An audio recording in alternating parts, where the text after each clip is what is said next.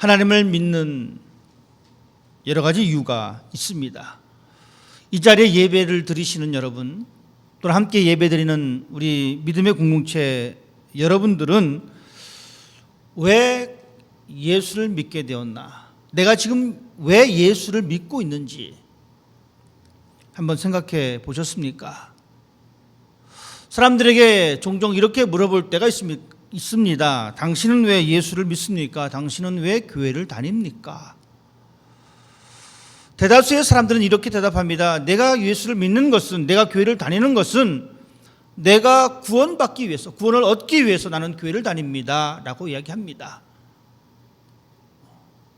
또 다른 사람들은 이렇게 얘기합니다. 나는 건강을 얻기 위해서 교회를 다닙니다. 건강을 얻기 위해서 예수를 믿습니다.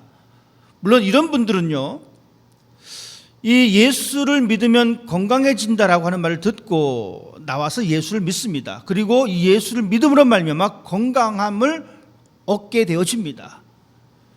또 다른 사람은 이렇게 말합니다. 내 인생이 너무나 참 불쌍한 인생이라서 좀 행복해지고 싶어서 나는 교회를 다닙니다. 나는 행복해지기 위해서 예수를 믿습니다. 이렇게 대답하는 사람 역시 예수님을 믿음으로 말미암아 그의 마음에 평안이 생기고 그의 삶은 아픔에서 행복으로 바뀌어집니다. 어떤 사람들은 나는 좀 부자가 되고 싶어서 예수를 믿습니다. 하나님께서 나에게 재물의 복을 주실 것을 기대하면서 나는 예수를 믿습니다라고 말씀하시는 분도 계십니다. 정말로 예수를 믿음으로 말미암아 그의 가정이 윤택해지는 것을 볼 수도 있습니다. 여러분, 우리가 구원을 얻기 위하여, 건강을 찾기 위하여, 행복해지기 위해서, 재물을 얻기 위해서 예수를 믿는다는 것 옳은 대답입니다. 하지만 틀린 대답일 수도 있습니다. 일전에 무당집을 방문한 적이 있습니다. 제가 점을 보러 간 것은 아니고 그들에게 전도하기 위해서 무당집을 방문한 적이 있습니다. 그런데 이 무당인 이분이 자기도 옛날에 교회를 다녔답니다. 자기는 교회를 열심히 다녀서 재정부 부원으로서 봉사했던 그러한 사람입니다. 여러분, 그런데 자신은 교회를 다니면 다닐수록 건강이 좋지 않아져서 악화되어서 교회를 다니다가 교회를 그만뒀답니다. 그리고 무당집에 가서 구술했대요. 그런데 그날 이후로 정말 자신의 건강이 깨끗하게 났다는 겁니다. 여러분, 예수를 믿음으로 말미암아 건강해진다는 것 맞는 말이기도 하고, 예수를 믿었음에도 불구하고 건강하지 못하기 때문에 그것이 틀린 말일 수도 있습니다. 재물 또한 마찬가지입니다. 내가 예수를 믿어서 부자가 된 사람이 있고, 내가 예수를 믿었음에도 불구하고 점점 가난해진 사람들이 있다는 겁니다. 그러니 예수를 믿는 이 목적이 정답일 수도 있고 틀릴 수도 있다, 아닐 수도 있다는 사실입니다. 그러면 과연 예수를 왜 믿을까? 우리가 왜 교회를 통해서 하나님을 예배할까? 신학자 보네포는 이렇게 얘기합니다. 우리가 예수를 믿는 것은 예수 그리스도를 따르기 위함입니다. 물론 가장 궁극적인 것은 우리가 예수를 믿음으로 말미암아 하나님의 자녀가 되었고 하나님께로부터 구원이라고 하는 놀라운 선물을 우리가 얻게 되었습니다. 여러분, 이것은 변함이 없는 사실입니다. 그리고 또한 우리가 예수를 믿는 것이 다른 여러 가지 목적이 있어서는 안 됩니다. 첫 번째 것 바로 구원입니다. 하나님의 자녀입니다. 그리고 신학자 보네포가 이야기했듯이 예수 그리스도를 따라가기 위해서 우리는 어떻게 하면 내가 예수님을 잘 따라갈 수 있을까라고 하는 이 고민 속에 이 자리에 앉아 있습니다. 그리고 우리는 어떻게 하면 내가 예수님을 잘 따라갈 수 있을까라고 하면서 나에게 주어진 시간들, 그 시간들을 우리는 살아내고 있는 것입니다. 학교를 열심히 다니는 사람들은 좋은 점수를 얻기 원합니다. 좋은 점수를 얻음으로 말미암아 자신의 기쁨도 기쁨이지만 또한 자기 자신을 바라보는 주변 사람들에게 또한 그 기쁨을 나눌 수가 있습니다. 여러분, 이것을 우리가 우리의 신앙으로 한번 바꿔봤으면 좋겠습니다. 내가 예수님을 잘 믿는 것은 나뿐만이 아니라 나를 통한 주변 사람들에게도 선한 영향력을 분명히 끼칠 수 있다는 사실입니다. 우리는 그 사실을 기억하면서 하나님을 믿는 사람이 되어야 합니다. 오늘 우리가 읽은 이 마태복음 10장 말씀은 예수님께서 특별히 이 제자들을 선택하시고 제자들을 보내시면서 주신 이 복음의 말씀입니다. 즉 10장은 제자들에게 특화된 그런 말씀임을 우리가 볼 수가 있습니다. 여러분, 제자라는 것은 선생에게서 무엇인가를 배우는 사람입니다. 그것을 가리켜 제자다라고 이야기합니다. 그런데 성경은 그 제자의 이 범위를 좀 더 강하게 말씀해 주고 있습니다. 그냥 어떤 단순한 정보나 지식을 배우는 것이 아니라 제자는, 복음서에서 기록한 이 제자는 예수의 인격과 밀접한 관계가 있습니다. 즉 예수의 인격을 배우는 사람이 제자라는 것입니다.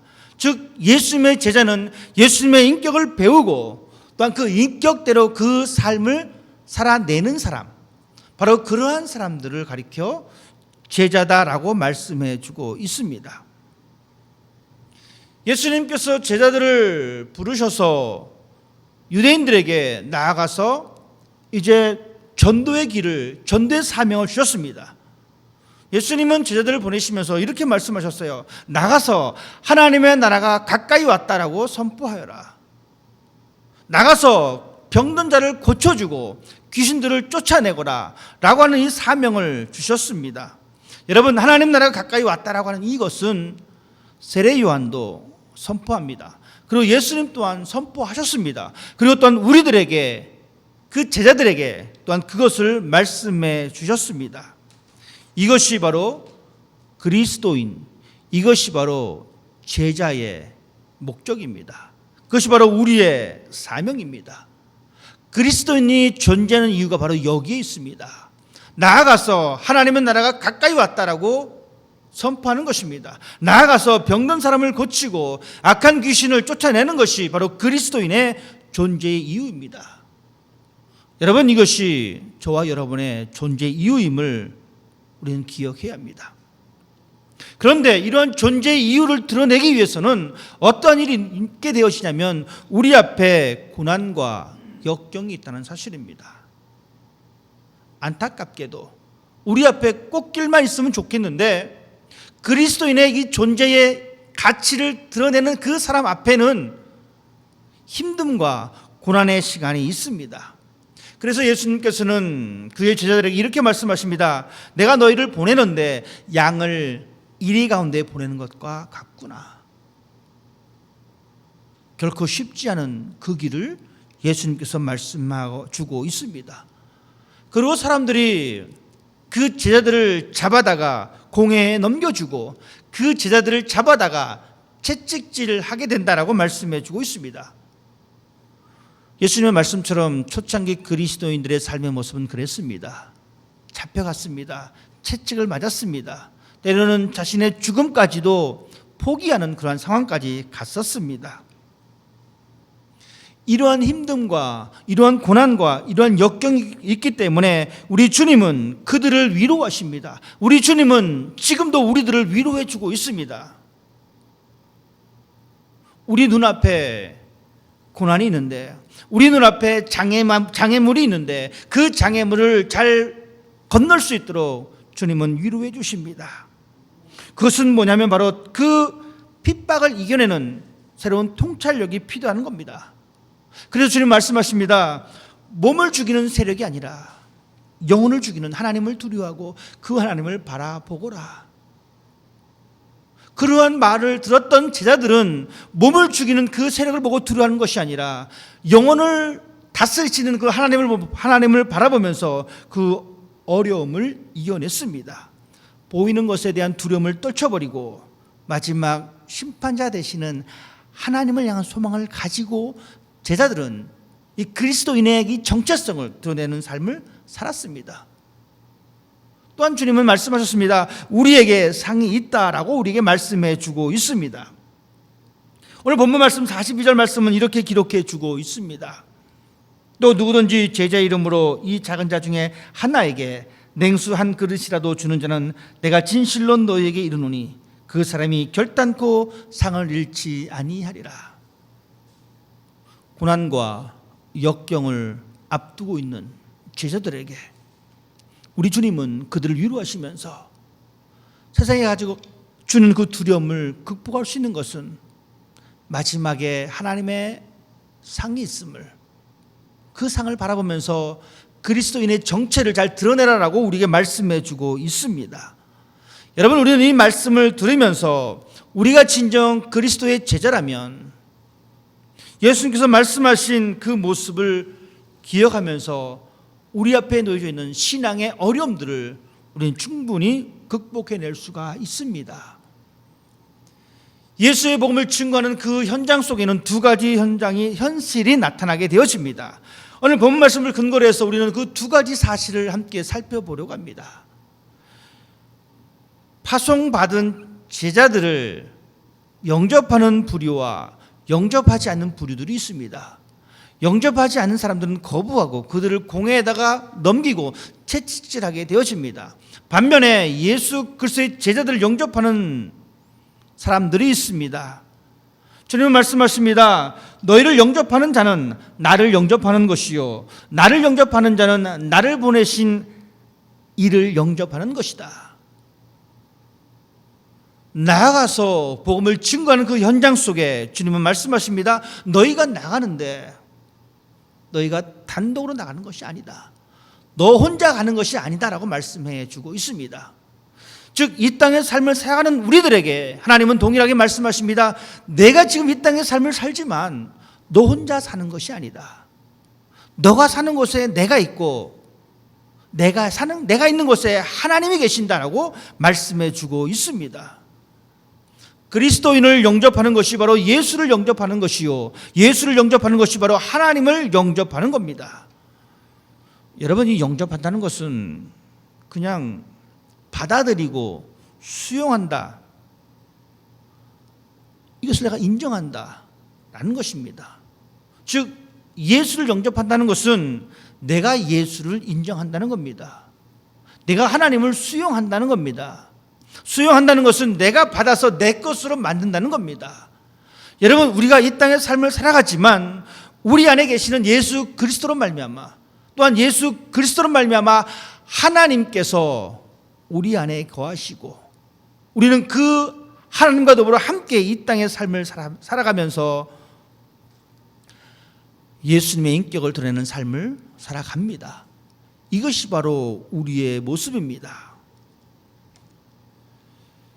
예수님의 제자들이 가졌던 이 위대한 모습들, 여러분, 이 제자들은 자신의 소유를 포기한 사람들입니다. 즉 이 말씀은 예수님의 제자들은 자기 중심적인 삶을 포기했다는 것입니다. 우리는 살아가면서 우리 중심적인 삶을 쉽게 포기하지 못합니다. 하지만 성경은 말해주고 있습니다. 제자란 자기 중심적인 삶을 포기하고 예수 중심의 삶을 받아들이기로 결심한 사람들을 가리켜 제자다라고 말씀해주고 있습니다. 우리는 예수님의 가치관에 동의한 사람입니다. 우리는 하나님의 목적에 동의한 사람입니다. 그래서 우리는 우리의 삶을 살면서 하나님의 나라가 가까이 왔다는 사실에 동참합니다. 그리고 하나님 나라가 가까이 왔기 때문에 세상의 원리를 하나님의 원리로 바꾸는 그 일에 우리는 앞장서는 사람입니다. 그 일이 힘듭니다. 왜냐하면 세상의 원리는 너무나 거대하기 때문에 우리의 힘으로 그 일을 감당해낼 수가 없습니다. 그러나 여러분 분명히 기억하십시다. 너희를 영접하는 사람이 예수를 영접하는 사람이다. 예수를 영접하는 사람들이 바로 하나님을 영접하는 사람입니다.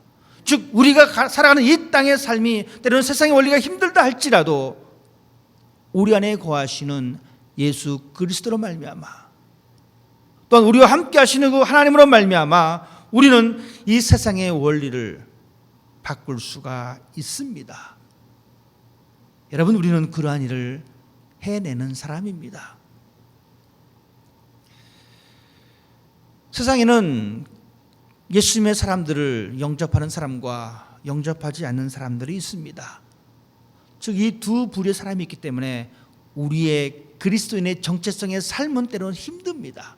어렵습니다. 버겁습니다. 그래서 예수님은 그 버거움을, 그 힘듦을 이겨낼 수 있는 것은 너의 앞에 상이 있다라고 말씀해 주고 있습니다.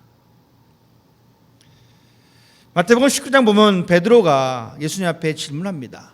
주님, 선생님, 우리가 모든 것을 버리고 주님을 따랐습니다. 우리가 무엇을 얻을 수가 있습니까? 내가 모든 것을 포기하고 주님을 따랐는데 과연 저에게 어떠한 보상이 있습니까? 라는 이야기입니다. 예수님은 보상이 있다라고 말씀해 주고 있습니다. 마지막 영광의 자리에서 12보좌에 앉아서 이스라엘 12지파를 심판하게 될 것이다. 함께 영광의 자리에 너가 있을 것이다. 하나님의 보상은 반드시 있습니다. 여러분, 하나님의 상을 우리가 기억합니다. 그리고 우리는 그 상을 얻게 되어집니다. 예수님께서는 그 상을 말씀해 주시면서 내 이름을 위하여 집이나 형제나 자매나 부모나 자식이나 전토를 벌인 자는 여러 배를 받고 또 영생을 상속하리라. 이 말씀처럼 우리는 신앙 안에서 수많은 형제자매를 얻게 되었습니다. 그리고 이 말씀처럼 우리는 놀라운 풍성함을 얻게 되었습니다. 왜냐하면 우리는 이 세상의 모든 주인이 하나님이심을 고백합니다. 그리고 그 하나님을 우리의 아버지라고 고백합니다. 아버지의 것이 우리 것입니다. 여러분, 우리는 이러한 생각을 갖고 있기 때문에 우리들은 그리스도인이 누릴 수 있는 상을 우리는 얻고 살아가게 되어집니다. 예수님께서 말씀하십니다. 선지자의 상이 있고 의인의 상이 있다. 너희들이 선지자의 상을 얻고 의인의 상을 얻게 된다라고 말씀해 주고 있습니다. 선지자의 이름으로 선지자를 영접하게 되어지면 선지자의 합당한 상을 받게 되어진다라고 말씀해 주고 있습니다. 이 말은 우리가 선지자의 일에 동참한다는 겁니다. 의인의 상을 말씀해 주고 있습니다. 이 말은 우리가 하나님을 믿는 사람으로서 하나님의 일을 하다가 박해받았을 때에, 하나님의 복음을 증거하다가 내 삶에 박해를 받았을 때, 어려움을 받았을 때에 바로 의로운 일을 한 사람이 누리게 될 그 복을 우리가 누리게 된다라고 말씀해 주고 있습니다. 여러분, 이 말씀처럼 초대교회 지도자들이 의를 위하여 핍박을 받았습니다. 또한 사도 바울 역시 하나님의 복음을 증거하면서 선지자의 상을 받았습니다. 이것이 바로 우리들에게 주어지는 상입니다. 이 상을 우리는 가지고 있습니다. 하나님께서 우리들에게 그 상을 주셨습니다. 그 상을 가지고 있기 때문에 우리들은 그 기쁨으로 우리가 감당해야 할 이 복음의 삶을 우리가 감당해낼 수가 있습니다. 성경은 분명히, 예수님도 분명히 우리에게 상급이 있다라고 말씀해 주고 있습니다. 가끔 가다가 우리는 이런 이야기를 듣습니다. 나중에 천국에 가면 상을 받게 되어지는데 어떤 사람은 초가집을 얻게 되어지고 어떤 사람은 황금으로 만들어진 상을 받게 되어진다. 어떤 사람들은 그냥 개털 모자를 받게 되는데 어떤 사람들은 이 황금 모자를 쓰게 된다. 여러분, 분명한 것은 하늘나라에 상급이 있지만 이것이 세상의 이치와 다르다는 겁니다. 여러분, 천국에 갔는데 상이 있어서 상을 받았는데 말씀드렸듯이 나는 그냥 개털 모자를 썼어요. 상대방은 이 금면류관을 썼습니다. 그러면 개털 모자를 받아 쓴 사람은 어떤 마음이 들겠습니까? 이건 아닌 것 같은데. 단순한 세상의 원리로 생각하면 그렇습니다. 하지만 하늘의 원리는 세상의 이치와 다릅니다. 설령 그것이 개털 모자가 됐든 그것이 면류관이 되었든지 세상의 원리를 바라볼 것이 아니라 하나님의 원리로 바라보는 상급이 되어야 합니다. 그러나 우리는 여전히 세상의 이치 때문에, 세상의 원리 때문에 그렇게 생각할 때가 많이 있습니다. 하지만 여러분, 우리는 기억하십시다. 어떤 상이 주어질지 우리는 알 수는 없습니다.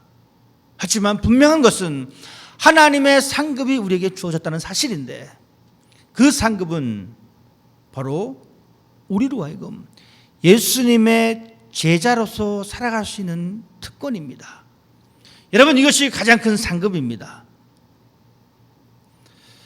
한 가지 예를 들어보겠습니다. 이제 막 결혼한 신혼부부가 있습니다. 남편이 나가서 열심히 일을 합니다. 아내는 나가서 일을 한 남편을 기다립니다. 남편이 집에 들어오면서 이 귤 한 봉지를 사갖고 들어왔어요. 이 아내는 귤이 더 소중합니까? 남편이 더 소중하겠습니까? 남편입니다. 귤이 소중하게 여기는 사람이라면 그것은 건강하지 못한 사람인 거예요. 상도 그렇습니다. 우리는 하나님께로부터 상을 받습니다. 그 상은 바로 우리가 이 땅에서 선지자의 삶을 살아내는 것, 이 땅에서 그리스도인으로서 의로운 삶을 살아내는 것, 이것이 바로 하나님께서 우리에게 주신 상입니다. 그 상이 있기 때문에 우리는 그것 자체만으로 우리는 즐겁습니다. 그것 자체만으로 감사합니다. 그냥 손에 들려진 귤 몇 개 때문에 기뻐하는 것이 아니라, 내가 사랑하는 사람이 지금 집에 와서 나를 만나고 있다고 하는 이 사실 때문에 기뻐하는 것, 이것이 올바른 사랑이고 이것이 올바른 결혼 생활인 것처럼, 여러분, 우리는 그리스도인으로서 제자로서의 삶을 살아가면서 하나님, 나로 하여금 이 땅에서 하나님의 일을 드러낼 수 있는 사람으로 살게 하신 것, 여러분, 이것이 바로 하나님께서 우리에게 주신 놀라운 상임을 여러분 기억하십시다. 그리고 나서 우리는 이 말씀을 이해할 수가 있습니다. 또 누구든지 제자 이름으로 이 작은 자 중 하나에게 냉수 한 그릇이라도 주는 자는 내가 진실로 너희에게 이르노니 그 사람이 결단코 상을 잃지 아니하리라. 제자의 이름으로 어떤 작은 사람에게 그냥 냉수 한 컵 준 것, 제자의 이름으로 행했던 아주 작은 것 하나라도 하나님은 상이 있다라고 말씀해 주고 있는데, 우리가 제자의 이름으로 살아가는 것, 그래서 내가 행동하는 한 가지 한 가지 그것들이 바로 하나님께서 기억하시는 상을 주시는 이유이다라는 것을 우리는 기억합니다. 제자의 모습, 그리스도인의 모습을 가지고 살아가는 모든 행위가 우리 하나님께로부터 상을 받을 만한 가치가 있음을 여러분 기억하십시다. 죽어서 개털모자를 얻고 죽어서 멸군을 얻고 그것은 우리의 관심이 될 수가 없습니다. 단지 우리의 관심은 내가 예수님의 제자가 되어서 내가 하는 작은 행위 하나, 그것 하나로 말미암아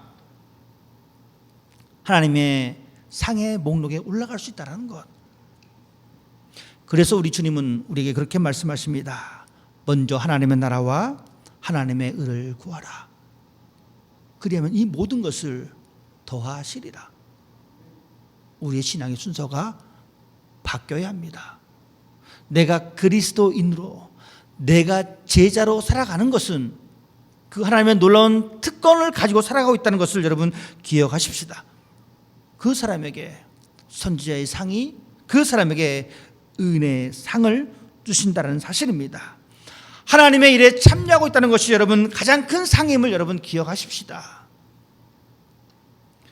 그리스도인으로 살아가는 것이 바로 하나님의 상입니다. 야곱이 그의 아들 요셉을 잃어버렸습니다. 형들의 농간에 의해서 아버지는 요셉이 죽은 줄만 알았어요. 그런데 시간이 흘러서 요셉이 살아있다라고 하는 소식을 듣게 되었습니다. 아버지 야곱은 요셉을 만나게 되었습니다. 아들을 만난 이 아버지의 가슴에 그 벅참이 여러분 얼마나 크겠습니까? 야곱이 요셉을 만나고 기뻐했던 것은 그가 부자가 된 것으로 말미암아 기뻐한 것이 아닙니다. 그가 총리가 되었기 때문에 그가 그렇게 기뻐했던 것은 아닙니다. 아버지가 요셉을 살아생전에 만난 것이 기쁨입니다. 살아생전에 만난 것이 야곱에게 있어서는 상입니다. 여러분, 우리는 그것을 기억해야 합니다. 내가 그리스도인으로서 제자의 삶을 살아내는 것, 이것이 우리의 가장 큰 기쁨입니다. 이 기쁨 가지고 우리가 살아갈 때에 우리의 삶은 피곤하지 않습니다. 우리의 삶은 우리 앞에 어려움이 있어도 충분히 이겨낼 수가 있습니다. 이 마음 가지고 우리가 살아가는 사람이 되어야 합니다. 상을 위해 일하지 마시고 예수님의 이름으로 살아내는 것을 기뻐하시고 그 일에 집중하십시다. 우리는 그 상을 받은 사람입니다. 하나님께서 그 사람의 행동 하나하나, 아주 작은 것 하나까지도 기억하시고 그렇게 말씀하십니다. 그 사람은 결단코 상을 잃지 아니하리라. 하나님을 믿는 우리들, 그리스도인으로 살아가는 놀라운 특권, 이 특권을 기뻐하시고 감사할 수 있는 여러분이 되시기를 주님의 이름으로 부탁을 드립니다. 기도하겠습니다.